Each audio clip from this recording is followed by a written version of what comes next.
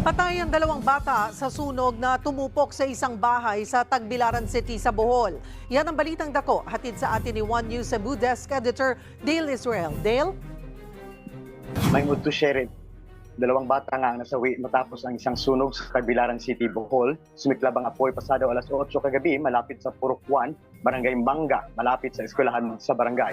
Ayon sa hepe ng Tagbilaran City Police Station at si Lieutenant Colonel John Karin Escobar, natutulog ang mga batang edad 3 o 3 taong gulang na babae at 1 taong gulang na lalaki kasama ang kanilang ama na si Edgardo Lasco noong mag-umpisa ang sunog. Tinangkap pa raw sa dipin ng padre de pamilya ang dalawang bata pero hindi na niya hinaya o nakayanan ang init.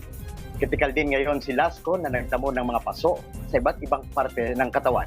Ayon pa sa Tagbilaran City Fire Station, may 3 pang nadamay na bahay sa sunog. Binisita naman ni Tagbilaran City Mayor Jane Yap si Tatay Edgardo sa loob ng ospital.